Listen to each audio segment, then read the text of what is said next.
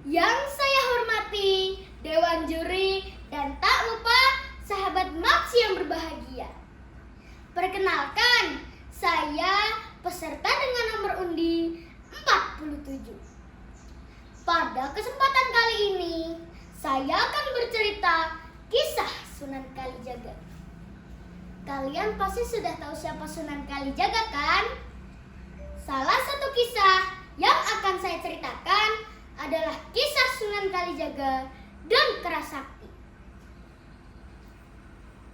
Pada suatu waktu, Sunan Kalijaga diutus oleh Sultan Demak untuk mencari kayu jati dengan kualitas terbaik di hutan belantara. Kayu itu akan dipakai untuk membangun masjid di daerah Demak. Sunan Kalijaga, pergilah kau ke hutan belantara mencari kayu jati dengan kualitas terbaik. Insya Allah, hamba akan laksanakan perintah ini, Sultan. Sunan Kalijaga pun menjalankan perintah tersebut. Ia pergi ke sebuah hutan lebat di kawasan Gunung Pati.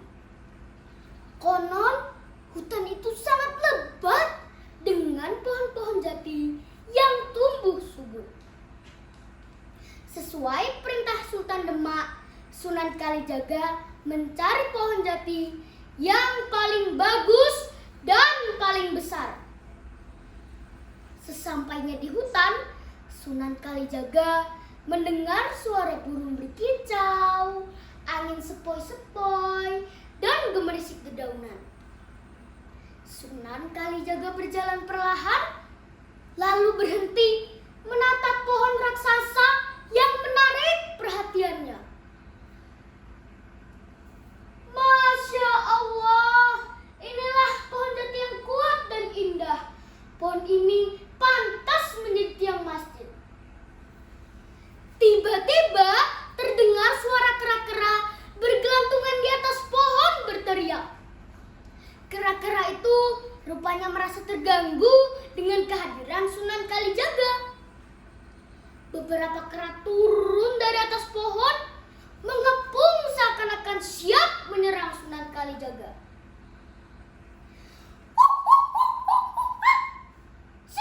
Siapa berani mengganggu pohon kami? Tinggalkan tempat ini, manusia! Sunan Kalijaga takjub saat melihat kera-kera itu bisa berbicara layaknya manusia. Melihat situasi ini, dia tetap tenang. Kemudian mencari sungai tak jauh dari pohon itu. Lalu berwudu dan mengangkat tangannya. Ya Allah, lembutkanlah hati makhlukmu ini. Jadikanlah mereka sahabat, bukan penghalang. Tak disangka-sangka, kera-kera itu turun dari atas pohon dan duduk berbaris di hadapan Sunan Kalijaga.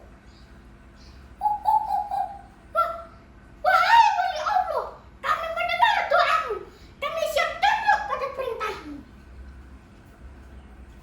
Aku diperintahkan untuk menebang pohon ini. Aku berharap kalian mengikhlaskan pohon jati ini. Pohon jati ini akan dipakai untuk membangun masjid di mana tempat manusia menyembah Allah dan syiar agama Islam.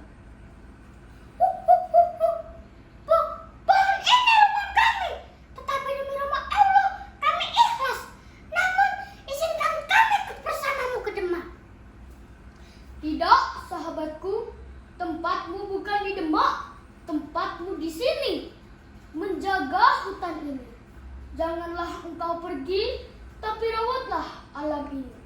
Sebagai gantinya, aku akan menanam 2 pohon jati di depan gua yang ada di dalam hutan ini.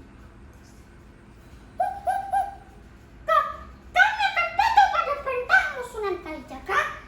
Kami akan menjaga gua ini selamanya. Nah, sahabat Mapsi, begitulah ceritanya. Gua dalam cerita tadi Masih ada sampai sekarang loh. Lokasinya di Gunung Pati, Semarang. Sekarang menjadi salah satu tempat wisata. Sahabat Mapsi, semoga kita bisa mengambil hikmah dan teladan dari cerita ini ya. Seperti firman Allah di surat An-Nisa ayat 59. A'udzubillahi minasyaitonirrajim. Bismillahirrahmanirrahim.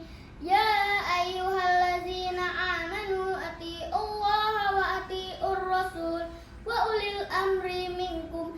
Shadaqallahul azim. Yang artinya, wahai orang-orang yang beriman, taatlah kamu kepada Allah dan taatlah kepada Rasul dan kepada ulil amri. Sahabat Mapsi, sebelum saya akhiri cerita ini, ada sedikit pantun ya. Raden Syahid nama kecil Sunan Kalijaga, salah satu wali di tanah Jawa. Demikian cerita dari saya, semoga bermanfaat bagi kita semua. Terima kasih sudah mendengarkan ceritaku. Wassalam.